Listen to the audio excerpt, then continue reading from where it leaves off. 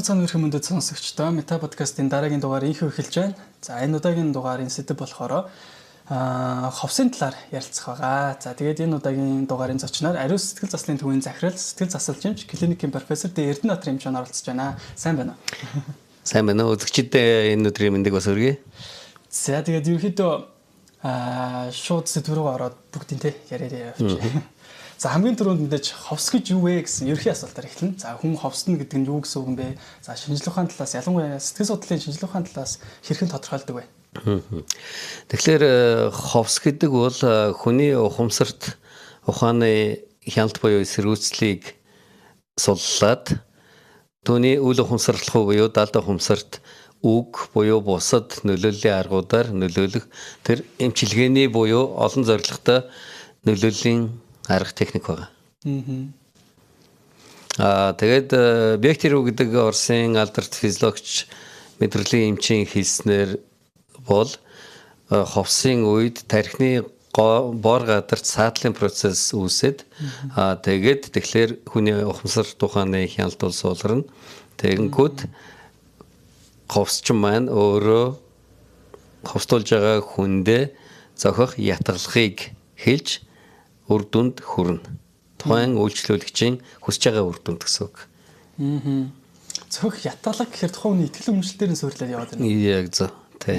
Нөгөө талаар тухайн хүн маань өөрөө хүрхэд хүсч чадахгүй байгаа тэр төл байдал. Одоо эрүүлжигч гэдэг юм уу те.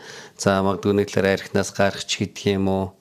Эсвэл өөр ямар нэгэн сэтгэл зүйн асуудлаа даван тулах уугаа шууч гэдэг юм уу те. Тийм зорилготойгоор.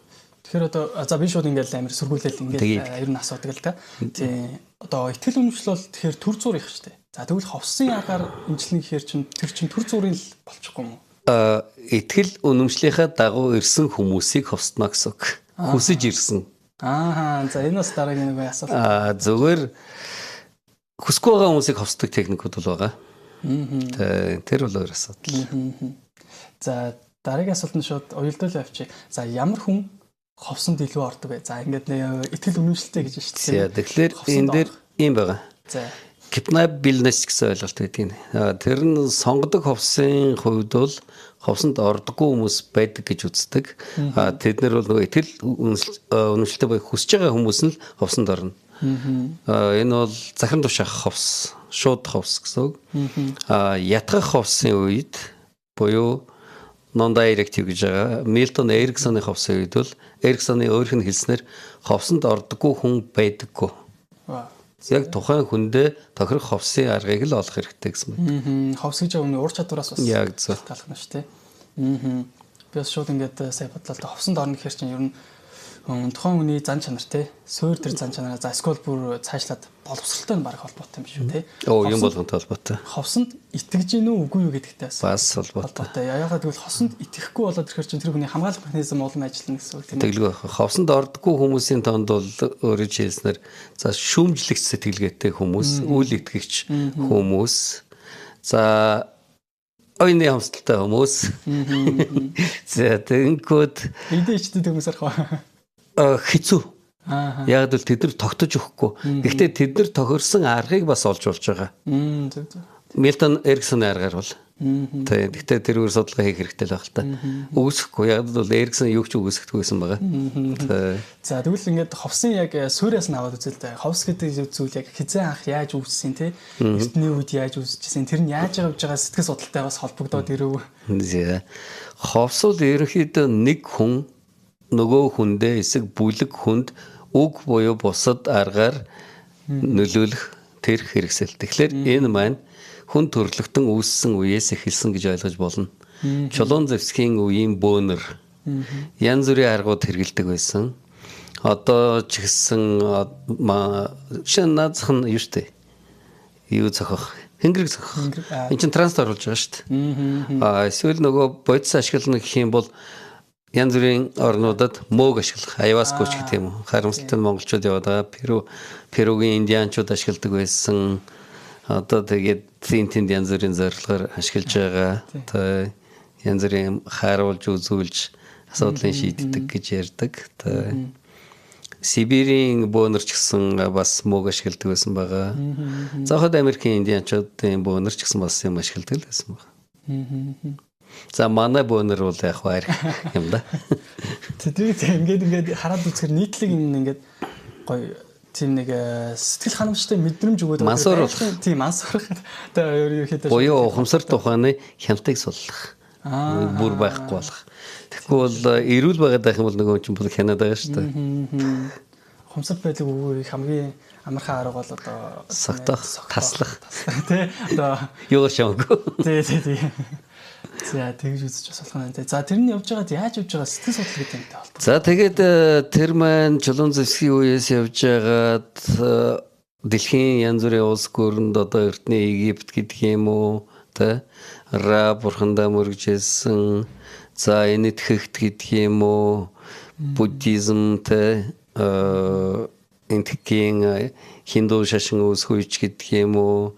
За Европт бол за христианизмаас өмнө грек ромч гэдэг. Ер нь бол улс үндэстэн болгонд байсан. За тэгээд явсаар байжгаад за Месмер гэдэг эмч 16 дугаар зууны үеийн Франц лөө Герман лөө за тэрийг тодорхойлж байна. Мартсан шүү дээ. Тэгэд тэр хүн өөрөө эмч боловсралтай хүн. Тэгээд хэсэг бүлэг хүмүүсийг нэг юм бямсрын багшийн ном дээр байгаа да. Зураг нэдийн торх тойруулж юм бариуд суулгаж агаад ховсцсон байдаг. Тэнгүүтээ амьтны магнетизм соронзон үйлчилгээ гэж тэрийг тайлбарласан байдаг. Тэ флёр гэж шингэнээр үйлчилдэг гэж бас тайлбарласан байдаг. Ер нь шинжлэх ухааны анхны тайлбарыг бол тэндээс гэж ойлгож болно. За тэгээд тэрнээс хойш явж байгаад одоо нөгөө Альберт Фрейдийн багш нар байгаа Шаркоч гэдэг юм уу, Лебоч гэдэг юм уу тэд нар бас ховс ашигладаг байсан. За нөгөө Монте Кристо гүнгүншсэн бол нөгөө Ив Цайзанд Эдмонд Дантастай өргөдөжсэн Фария Лам ховс ашигладаг байсан гэх мэтчлэн түүхэн тийм дурсамжууд. За манай Монголын уламжилт бөөнөр ч гэсэн ламнар ч гэсэн тодорхой хэмжээгээр бол ашигладаг л байсан. За тэр бол шинжлэх ухаан гэх нэшээ. Гэхдээ ер нь бол Месмерээс үүдэлтэй гэж ойлгож болно. За тэгээд цаашаа тэр Лебо, Шарко, Фрейд, за Оросд тухайд ч гэсэн Бехтеревч гэдэг юм уу ашигладаг хүмүүс бол зөндөө байсан. Тийм. За тэгээд цаашаа хөгжсөөр байгаад Милтон Эриксон өөрөө бас тэр 30 он 1930 оны үед анагаах оюутан болоод сонирхоод тэгээд өөрийнхөө овсыг үндэслэсэн байдгийг. За тэгээд урсгалшгүй болоод бол дотор зөндөө. Одоо бидний мэдгээр нөгөө Фройд л байгаа даа л да. Тэгээд ховсыг шинжлэх ухаанаар батлагдаагүй арга гэж. Фройд ч өөрөө анх сонирхож байгаад тэгээд нэг тохиолдлоос хойш ховс ихэ болцсон байдаг. Тий. Шинжлэх ухаанаар батлагдаагүй арга гэдэг юм бол шинжлэх ухаан ч өөрөө юу юм бэ гэж цаашаа хадвар явчихна л да. Үүсэл гарлын яриа явчихна. Тэгэхээр ингэсийг зогсож. Орчин үеийн сэтгэл заслын дэлхийн сэтгэл заслчдын нийгэмлэгийн үндсэн сэтгэл заслын эмчилгээнүүдийн аргаар бол ялчгүй ховс өгдөг. Буюу шинжлэх ухаанаар нотлогдсон хүлээн зөвшөөрөгдсөн аргуудын нэгэ гэсэн үг. Тийм. За та яагаад энэ чиглэлээр ер нь өөр сонирхох болсон бэ? Ховс яагаад чухал юм шиг санагдсан бэ? За яг албаар зорж сонирхсан юм бол байхгүй. Эсвэл нэг далд ухамсарынхаа төвшөнд өгөө. Яг багасаа л юм их уншдаг байсан. Тэр төрөний Ламбо, Түүхтэй, Монте Кристо гүнээс ахвал ийм байдгийн байж та гэл. Тэгээд анх 1980 2-3 оны үед 7-8 дараа ангидаа тухайн үед зөвлөлт толгойд улсын шинжлэх ухааны амьдрал гэдэг юм уу тийм сэтгүүлүүдийг уншдаг байсан.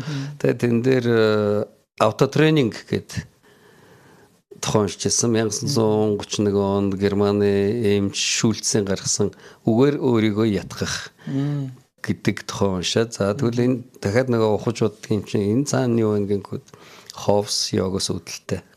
Тэгээд тэрийг өөр дөрөө анх туршиж эхэлж үзчихсэн. За тэгээд Тэмдэрлийн журмарын тэнд явж байгаад 2000 онд Москвад ховсын сургалтанд суусан. Буюу одоо 26 жилийн өмнө. Одоо энэ манайхаар ховсч ингээд байгаа хүмүүсээс хавгүй өмнө л гэсэн үг л дээ. Гэхдээ надаас өмнө бол төмөр хуйг лөө нэг хүн байсан. Украинд оюутан байх үедээ инженерийн талын хүн тэгсэн мөртлөө бас энэ талыг сонирхдаг. Тэгээд хүмүүсээр заалгаад ховсддаг болсон. Тэгээд тэрнээс хойш тэр ч одоо 90-ад оны одоо сэтгэшгүй эмнэлгийн Хөрлөбаатар эмч тухайн үеийн зөвлөлт холбоот улсын Ленинград хотод Кандыба эцэг хоёр гэж эцэг нь бол дээр бурхан болсон одоо хүн байдаг гэдгийг мэдгүй. ЮНИСЕФ-ийн ховсчдын нийгэмлэгийн тэргүүн эднүс хүн байсан. Тэгээд одоо Хөрлөбаатар эмч бол тэнд очиж ховс сурсан гэдгийг. Гэхдээ Хөрлөбаатар эмч өөр мисцаслын эмч юм л дээ. Гэхдээ ховсол нэг хэсэг хийсэн. Тийм. Тэгээ одоо хэр идэх бол бас мэдэхгүй байна. За тэгвэл ингээд ховс юу н өдөр тутмын хүмүүсийн амьдралд юу н хэр их ажиглагддаг вэ? За жишээ нь би асуу. Манифест хийх, манипуляц хийх ховсын нэг төрөлд байна.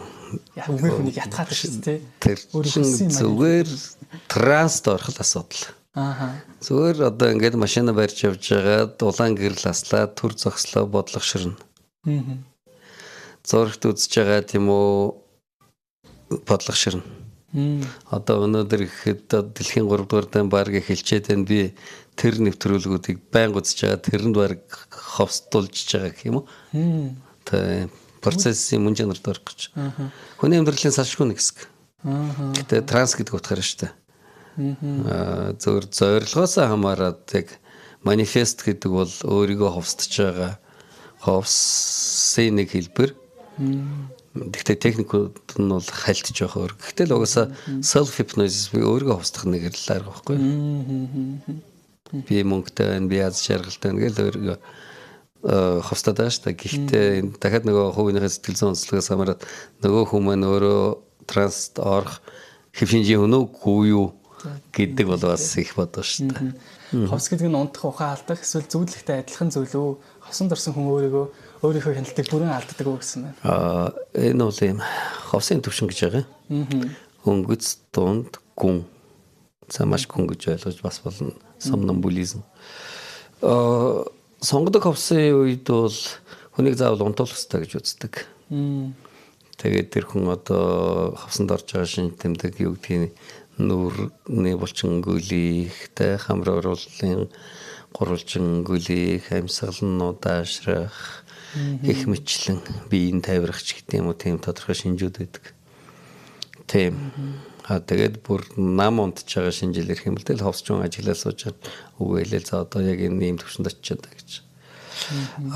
Эриксоны ховсын үед бол хүн хальт жоохон төвлөрж яхад ч гэсэн транст орж байна. Тэр үед ч гэсэн нөлөөлж болно гэж үздэг. Үнэхээр одоо нэг эдрийг нөлөөлдөг бол одоо энэ транс байдалд орно гэдэг чинь ухамсарт үйлдэл хийж чадахгүй байх гэсэн үг шүү дээ.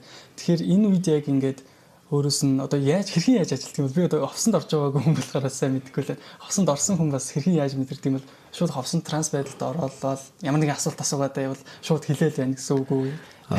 Тийм бол чи YouTube дээр байгаа манай 2013 оны 70 ухамсар бүхнийг чадна гэдэг лекц байгаа. Тэн дээр би нэг шавьяага ховссон. Тэгээд тэр бол маш гүнзгий транс сомнамбулизм маш хурдан ордог. Каталипсийн гүр гэж бүр хөшөлтийн байдалд ордог тийм хүмүүс байдаг. Тэгээд тэр шавь маань сэрээд нэг хөө асууж та дөнгөж сая юу мэдэрсэн бэ гэж тэрийг сонсчихгүй. За үзэгчд маань ч гэсэн тэрийг сонсоорой. Ерөнхийдөө нам тас явна л гэсэн үг. Гүн тийм өөрийн мэдлэгөө. Монголд ер нь ховс хийдэг хичнээн хүмүүс байдаг. Ер нь бол яг албан ховс гэдэг бол өөрөө дэлхийд албан ёсны лицензтэй байх ёстой мэргэжил. Эмч эмнэлгийн ажилтан эсвэл мэрэгчсэн сэтгэл зүйчдийг ёстой. Яг л хүндрэл гарах эрсдэл магадлалууд бол байждаг. Гэтэл харамсалтай нөгөө орчин үед энэ маань за дээр үуч гэсэн байсан нөгөө бизнес гэдэг утгаараа хүссэн болгоныг нь сургаад байдаг хандлага за дэлхийд байж л байдаг. Илүүгээр маягаар жоох. Хаан тэ Америк ч гэдэг юм уу Орос, Европ ч гэдэг юм уу ховсын сургалтууд гэл байнгын зарлагдал байж л байдаг. Манай ч гэсэн нэг хэдэн удаагийн ховсын хичээл ороод Эриксоны ховсыг сургалаа гэд нэг сертификат нэг хүнд өгж байгаа зураг яваад манай салбарын бол их бухимдж ирсэн. Маш гүнзгий шинжилгээний үндэслэлтэй шүү дээ. Одоо ховс гэдэг зүйлийг ч гэсэн одоо Эриксон гэж хүн зүгээр байж байгаа л гаргаж байгааг бол Оо тэр Эриксны намтрыг ярих юм бол тэр чинь бүр түүх. Бидний одоо бараадахчгүй баг хүмүүсүүд энэ зүйлийг одоо бүтээч гэсэн байгаад байна шүү дээ тийм ээ. Тэгтээ та нар ч гэсэн ирээдүйд бас нэг юм гаргаж болно шүү дээ. Тийм олон үг гэсэн үг тийм ээ. Тийм шүү дээ. За дараагийн асуулт маань ховс бол хүнийг удирдах, захирах, өөрийн хүссэн зүйлийг хийх арга. Ховсыг сэтгэл заслын практикт ямар зорилгоор ашигладаг вэ? За энэ ховсыг хөвчлэн ямар одоо хүмүүст илүү ашигладаг, ямар өвчтэй, эмгэгтэй хүмүүстээр ашигладаг юм уу? Ер нь бол Дэлхийн эрүүл мэндийн байгууллагын олон улсын өвчтний ангил гэж байдаг. Тэн дээр яг тодорхой хэдэн өвчнүүдийг бол заасан байдаг. Хамгийн наад захын сонгодог жишээл STR-ийн үед ч гэдэг юм уу, сэтгэл зүйн шалтгаанд бие махбодын өвчнүүдийн үед ч гэдэг юм уу, F40 бүлэг сэтгэл зүйн одоо ядаргаач гэдэг юм уу, тэгээд хооллох дурын эмгэг F50 бүлэг нойргүүдэлч гэдэг юм уу, яг тодорхой залтууд бол байдаг. Сэтгэл зүйн гэмтэл одоо уу гашууч гэдэг юм уу. Одоо Монголд хамгийн илбэгдэх болж байгаа асуудал дээр аваад үзэл тийм ээ. Донтолтууд бас. Тийм, архиталтай холбоотой. Одоо нэг Воронцов гэдэг нэг Орос эмчирэд гоё амьдрал гэдэг байгууллага олон жил болж байна да. Тэгээд тэнд ховсыг л явж байдаг. Нэрээ тийм. Кодлох гэдэг. Реклам их явж байдаг шүү. Би 2010 онд яг тэрийг Москвад сурч ирсэн. Нилээн харж ирсэн. Одоо хүртэл үйл ажиллагаа явж байгаа. Тийм. Тэгэхээр одоо за нэг өсвөр насны хүүхдээ сэтгэл хөдлөлтэй гэж ороод байж болно. Тэглгүй байх. Ялангуяа хүүхдүүд бол ховсонд маш хурдан ордог. Энэ дээр нэг эсвүүцэх асуулт гарч ирж байна л да. Ховсоор эмчилгээ хийлгэлээ гэхэд энэ чинь асуудлаасаа зүхтаагаад байгаа нэг хэлбэр юм шүү. Үгүй. Асуудлыг ховсд ороод гараад ирэхэд сайхан Милтон Эриксоны үг байдгийн. Далд ухамсар нөгөө хиний ном байдаг ч далд ухамсар бүхнийг чадна гэд Джон Кехогийн ном байдаг. Тэгээ Милтон Эриксон бол далд ухамсарт бүх нөөц байдаг гэж хэлдэг байсан. Тэгэхээр нөө транст оронгууд бидний далд ухамсар үл ухамсарлах юм маань хорвоо ертөнцтэй за нөгөө ингээд Карл Юнг руу ороо явчих шүү. Нийтийн үл ухамсар гэдэг тэнд бол нэг шийдлүүд байж идэг гэл. За дараагийн асуулт маань за энэ асуулт ах шиг. Ямар асуудлуудад ховсын арга илүү үр дүнтэй байдаг гэдэг. За тэгвэл төрөл бүрийн асуудал дээр тэгвэл ашиглаж болох юм байна. Зөөр наазах нь ядарлаа гэхэд одоо нөгөө ховсын чинь тэгэл manifestation, affirmation байдлаар чинь тэгэл мөнгөтэй болъё, аз жаргалтай болъё, хайртай өнөө өөртөө татъя гэл наазах нь явж гэж байна. Тэгэхээр хайртай өнөө өөртөө татах. Тэгэж орж ирнэ гэж байх ба. Тэгээд болох ба. Тийм гадар явал гэдэг шүү дээ. За энэ дээр нөгөө тэгвэл нэг юу гарч ирж штэ. Ямар асуудал байгаа гэдгээс хамаарахгүй харин тухайн хүний ер нь зан чанар төлөв байдал тийм ээ ховсонд хэр итгэж ийн итгэл үнэмшлийн байдал тэндээс нь илүү хамаарна гэж ойлгож байна. Гэхдээ орохгүй төлөв байдлууд байгаа штэ. Наазах нь хүн хүсэхгүй байвал эсэргүүцээд байна. Хөгшин хүмүүс орохдоо хэцүү. Тэр чинь наазах нь дүлий байх юм бол үг сонсохгүй штэ. Юмыг хүлээж авах боловсруулах чадварсол эсэргүүцэл өндөр. Органик шалтгаан тэнэгрэлтэй хүмүүс орохгүй. F6-гийн бүлэг гэж байдаг. Зан тэрхээ өөрчлөлттэй хүмүүс орохгүй. F7-гийн бүлэг оюуны амсгалтай хүмүүс бол үндсэндээ орохгүй. ADHD ч гэсэн аутизм ч гэсэн бас хэцүү гэл гих мэтчлээ. Орохгүй кейсүүд бас зөндөө байгаа. Хийгээч нэмэргүй. Хүндрүүлэх тохиолдлууд бас байгаа. Магадгүй одоо шизофренитэй хүнд ховс ичих юм бол солиорлын хөдлөгч магадaltaй. Тийм болохоор яг нөгөө мэрэгжлийн хүмүүс хий гэдэг чинь байхгүй юу? Эсвэл тухайн хүний одоо мэрэгшээгүй хүн нэг ховстод сэтгэлийн гүнд байсан аль нэг насных нь гэмтлийг сэдрээчих юм бол тэргээд зас чадахгүй байх юм бол юу эмчилгээ биш хор болох эрсдэлтэй. За дээрэс нь хит итгэл үнэмшилтэй хүмүүсийг ховстоод нөгөөдөл нам унтчаад сэрхгүй байх эрсдэл бол бас байдаг. Манай шав дээр бас нэг тийм кейс гарч ирсэн. Нөгөөдөг чинь сандраад нэг үйлчлүүлэгч нь сэрхий болцсон. Гэх мэтчлээ. Тэгэхээр та яг энэ одоо ховсын үед бас иймэрхүү янз бүрийн асуудал гарч иж штэ. Ингээд сурж явах үед ховсын агаар сурж явах үедээ ер нь тийм дадлага энэ төр хийх юм байна. Заавал зан. Сэтгэл засалт шинжлэх ухааны ороод сурж байгаа хүмүүсд энийг асуудал нь болоод байгаа шүү дээ. Эний чинь бол заавал цаана. Тийм тэр чинь бүр онлайн зааж агаад баг багаар 1-2-оор хичлэн тэгж саадаг. Практик дээр яг ямар хөө туршил юу практик цуглуулж байсан бэ? Оюутан байгаа. Одоо сурж явах үедээ гэх юм уу? Тэгэл манай ангийн 20 эдэн эмч байсан янз бүрийн насны. Тэгэл биений ховстол хэдүүлээ ээлжлэл тас онтол нэг нь ховстол бусд нь онтол хамгийн аз жаргалтай хичээлүүдийн нэг бол тэр шүү. Ваа, ямар сонирхолтой. Одоо энэ 28-ны лекцэн дээр бол би бас ховсын. 200 дөнгөний ховснол гэсэн үг шүү дээ. Гэхдээ энэ дугаар баг дараа нь гарч иж магадгүй. Ховс хийчлээ. Дараа нь сар болгон байна шүү дээ. 3 сар 4 цуврал лекцэн. Тийм үү. Зөв. Эхнийх нь 70 дахь хүнсрийн тухай бүхнийг, хоёрт нь 70 дахь хүнсэр ба эрүүл мэнд, 70 дахь хүнсэр ба санхүү, 70 дахь хүнсэр ба бүх төрлийн харилцаа. Зөв. Ингээд сар болгоно. Тийм. 4 сар гэсэн үг. Тийм 6 сар. 6 сар гэсэн үг. Зөв. Манайхаа одоо тэн дээр ажиллаж байгаа. Зөв. За их сонирхолтой сургалт арах гэж байгаа юм тийм ээ. За дараагийн асуулт маань хүүхэд насан туршид. За өндөр наснуудын ховстолд ялгаатай байдаг уу? За дээрэс нь хүйсийн ялгаа энэ дээр гардаг уу? Ажиглагддаг уу? Тангсай биелсэнтэй хүүхдүүд их амархан орно. За насан турсан хүмүүс бол янз бүр сэтгэлгээнийхээ загвараас хамаарат өндөр настан бол хэцүү. Гэхдээ сэрэг ухаантай юм хүлээж авдаг настайчууд тэд нар бол айгүй урамтай. Урд аюу сайхан хардаг. Тэрэндээ маш их талархалтай байдаг. Наазах нь нойргуудл гэдэг ч гэдэг юм уу. Хүүсийн ялгаа бол бас гарна. Эмэгтэйчүүд илүү орох магадaltaй. Тэрчүүд бол илүү эсрэг үсэх магадaltaй. Гээл. За одоо ховсын шинжлэх ухааныг тийм ээ одоо шашнаашсан ингээд салгаж тусгаарлаа тийм ээ. Одоо ховсын төрлүүд байгаа шүү дээ. Ховсын ямар төрлүүд байдаг вэ? Хамгийн эхнийх нь бол нөгөө сонгодог буюу дөрөв хэлсэн захиран тушаах. Тэгээд ятгах буюу Эриксоных. За захиран тушаах гинкүүд дотроо техникээс хамаарат янз бүр. За Эриксоных бол дотроо аягүй бол янзын техник. За дээрэс нь Лойврийн буюу эрүүгийн ховс гэж байгаа. Одоо наазах нь манай 8 шарга дээр ашигладаг техникүүд за киноменон дээр гардаг штэ тэ. Хүнд мөнгө өгөнгүүд за тэдний өргөгцсөн шүү гэлтэй. Одоо нөгөө тухайн зүйл толгойд улсын нэг Польш гаралтай стайлны алдарт хүн байсан штэ Мессинг гэдэг. Тэ шарангоос зүгээр гарчдаг. Хүнд тэгээд цаас өнгөтэй тэдэн 100,000 рубль өглөөш гэдэг юм уу. Тиймэрхүү хүмүүс байдаг. Тэр бол нэг төрөл шоуны ховс гэж байгаа. Цэвэр тайзан дээрээс хүмүүсийг те ховстож шоу хийдэг. Нэглээд жилийн өмнө Монголд Кох гэдэг нэг герман ярьж байсан циркэд хүмүүсийг ингээд заалаар нь унтуулаад тэгэл нэг тийм шоу байдлаар хийж байсан. Тийм. За ингээ ховсыг нэг сайн мэддэг үү те одоо нэг наддын те жоох итгэдэггүй ч юм уу тийм хүмүүс бол ховсыг ингээд кинон дээр гардаг шиг л юм төсөөлөд байгаа байхгүй ингээл те гараараа ховсдаг юм гаргаж ирээд тийм яг зөв бүгдээрээ байгаа. Тэд бол яг ингээ ховсын нэг арга хэлбэрүүд хэлбэрүүд тийм.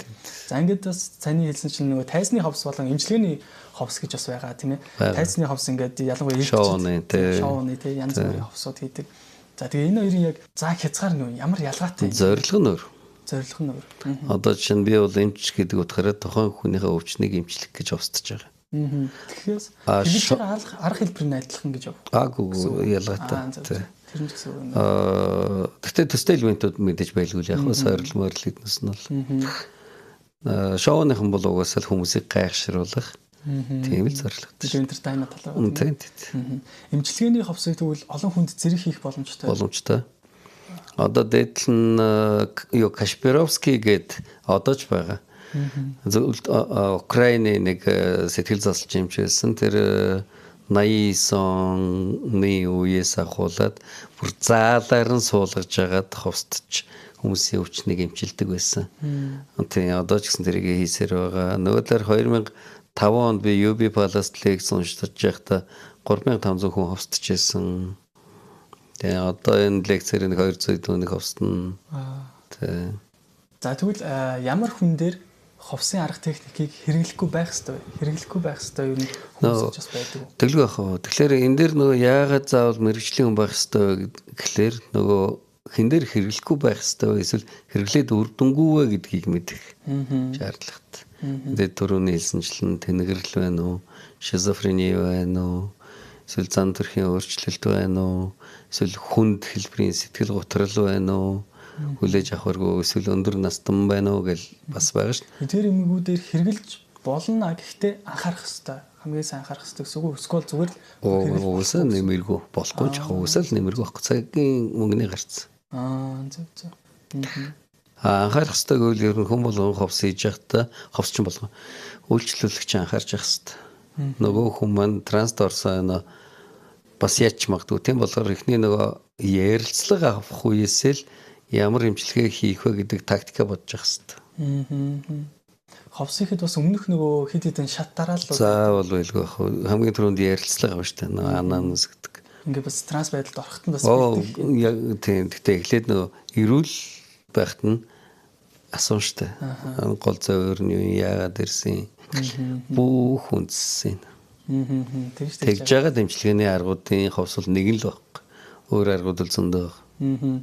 Ховсын дэмжлэгээний үеэр олон удаагийн одоо уулзалтын турш явагддаг эсвэл нэг удаагийн ховс байхад л хангалт. Янз бүр хүнээсээ хамаарат. Тэ. Одоо жишээ нь нэг удаа ирээд ховстой дэмжилцсэн кейсүүд байдаг. Милтон Эриксон дээр нэг хүн 300 удаа очсон байдیں۔ Тэгжээж хүн сомнамбулизмд орсон. Гэтэ 300 удаа гэж бодлоор тэр хүн 300 удаа очих сэтэл байгаа шүү дээ. Одоо бид мэт бол нэг 300 тоног 10 очихгүй л. Одоо нөгөө яг сэтгэл заслын хүрээнд сэтгэл судлалын шинжилгээ ухааны хүрээнд ингээд ажиллаж байгаа ховсчид тийм ээ Монголд хэрэг байгаа вэ? Танаас гадна яг сэтгэл судлалын шинжилгээ ухаантай холбогдуулаад. Яг сэтгэл судлаачид бол нэрсээр байгаа сонсогдтыг. Одоо наад зах нь хүмүүнлэгийн сургуулийн багш байсан одоо Японд доктор хийж байгаа Мягвар жаргал гэдэг бүсгүй байгаа. Японд бол яг ямар төрлийн гэлээд бас нэг төрлийн ховсоор мэрэгшээл тэндээ доктороо тэгтээ одоо өгчөж байгаа баха. Тийм. Монголд бол мэрсэр бол байгаад байдаг. Тийм. Гэхдээ мэрэгжлийн хүмүүс нь илүү шоу байдлаар реклам явуулаад байдаг. Мэрэгжлийн хүмүүс бол тэгээд тэр чин бас реклам явуулж болох юм гэж вэ, явуулж болохгүй юм гэж бас байгаа шүү дээ. За дараагийн асуулт маань хүмүүс ховсоор мэрэгшиж цаашдаа ажиллан суралцсан гэвэл ямар боломжууд байгаа вэ? Яг Монголын хүрээнд. Яг Монголын хүрээнд бол албан ёсоор хууль эрх зүйн хүрээнд сэтгцийн эмч нар сэтгэл засал эмчилгээний курс хийж явах явцдаа ховсоор сурдаг. Өөр боломж л байхгүй. Тэр 6 сарын курс үт. Одоо жишээ нь тэр ховс заалгыг л хүмүүс зөндөө ярьдаг. Би ч болохгүй шүү дээ, хууль зөрч шүү дээ. Тэгэхээр би бол ингээ ховсоор сурч болохгүй байх нь шүү дээ. Яг сэтгэл засал одоо чи сэтгэл заслын янз бүрийн курсүүдэд суугаад сэтгэл засал тодорхой хугацааны дараа сэтгэл засалч гээд тийм лицензтэй болчих юм бол болно. Зүгээр гадуур хийгээд байгаа хүмүүс бол ерөнхийдөө үйл ажиллагаа нь хууль бус сайн дураараа гэсэн үг. Just тодорхой шат дараатай байх нь шүү дээ, тийм ээ. Тэгэд шалгууртай шүү дээ. Наазах нь мэрэгжил, мэрэгшил, лиценз. Хэдэн жил одоо тухайн чиглэлээр уншиж судалсан тий. Уншиж судалсан биш. Хэдэн жил хаан сурсан, ямар сургууль академик болоосоор ярьж байгаа шүү дээ. Тэгээ сэтгэл засалж болон сэтгцийн эмчнэр илүү боломжтой. Ер нь л яг одоогийн хүрээнд.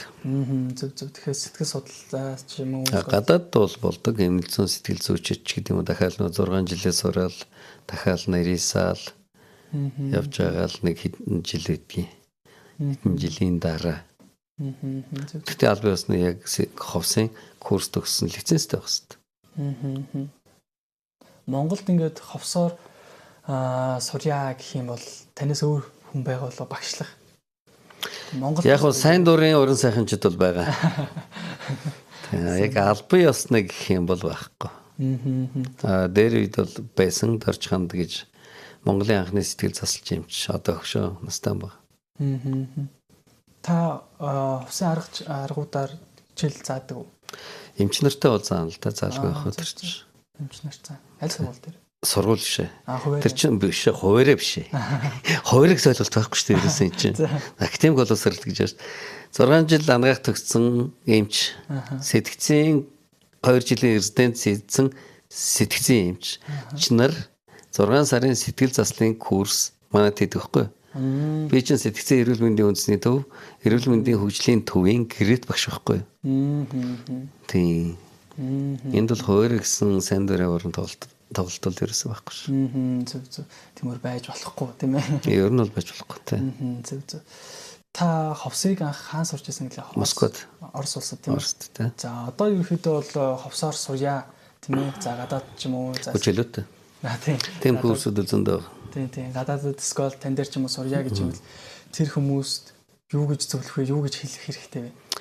Ховсоор сурья. Ажиллах гэсэн зорьчихсан байгаа залуучууд. Хамгийн гол нь суур бакалавр юу вэ гэдгээс. За эмч, сэтгцэн эмч, сэтгэл зүйч, тэгвэл сэтгэл судлалын бакалаврыг хийчихэд дараа нь өшөө хаана яаж мэрэгшсэн. Тийм. Тэгээд ажилласан туршлага гэж сэтгэл заслын ямар нэгэн сургалтаар бас тодорхой хэдэн кредит цаг авсан байх хэвээр сэтгэл зүйчт маань. Зөв. Таны одоо энэ шинжлэх ухаантайгаа ер нь холбоотой энэ хүрээнд суралцсан академик боловсрол эзэмшсэн байх хэрэгтэй. Заавал. Зөв. За ингээд ирэх юмдаа сонсогчтой энэ удаагийн дугаар ийхүү өндөрлөх болсон байна. За энэ удаагийн дугаарын сэдэв болохоор ховсын талаар ерхийдөө ярилцлаа. За тэгээ энэ удаагийн дугаарын зочноор Ариус сэтгэл заслын төвийн захирал сэтгэл засал эмч клиникийн профессор Эрдэнэтбаатар эмч оролцлоо. Ховсын талаар богинохон хугацаанд их олон зүйлсийг ярьсан гэж бодож байна. За тэгээд Мета подкастын уламжлалын дагуу тийм ээ. За тэгээд Эрдэнэтбаатар нэмэмч маань энэ удаагийн дугаарын одоо подкастын дугаарыг маань сонсож байгаа сонсогчдоос асуух асуулт юу вэ? Сонсогч маань танд амьдралд нь ямар нэгэн асуудал тулгардаг уу? Та тэрийг хэрхэн шийддэг вэ? Тулгарсан асуудлаа шийдэх чадвар бол хувь хүн болгоны асар том чадвар байдаг. Энэ асуулт асууж байгаа зорилго нь юу байсан бэ? Яг тэгэхээр асуудлыг шийдвэрлэж сурах боломж байдгийг шүү гэдгийг хэлхийг хүсэж байна л да. Би яг ямар асуудал тулгардаг вэ? Тэр асуудлуудаа би хэрхэн яаж шийддэг вэ? За ингээд энэ удаагийн дугаар их өндөрлөж байна. За тэгээд миний асуугаагүй таны хэлмээр байгаас ямар нэгэн зүйлс байна уу? Энэ дээр би хэлэхэд одоо над дээр маш олон хүнтэй ховсилги гэж ярьдгийг. Киноноос мэдээж үзэж байгаа ховсын тухай маш олон сонирхолтой кино байдаг, нэвтрүүлэг байдаг. Хүмүүсийн нэг айгүй том төөрөгдөл ховсдуулангууд ховсоор бүх асуудлыг шийдэх боломжтой гэж боддог. Би ирж байгаа тийм өсөлтөд ирж байгаа үйлчлүүлэгч болгондоо уучлаарай. Ховсол үнэхээр мундаг, гоё, үр дүнтэй арга. Гэхдээ яг дутхааргүй сонирхолтой. Гэхдээ ухамсар тухайнтайгаа байх үед сурдаг, асуудлыг шийддэг өөр аргууд олон байдаг шүү гэдгийг хэлмээр байна. Зөв. Ховсыг яг сонирхолтой гэж бодоод бас хүрээдэрч болохгүй байна шүү дээ.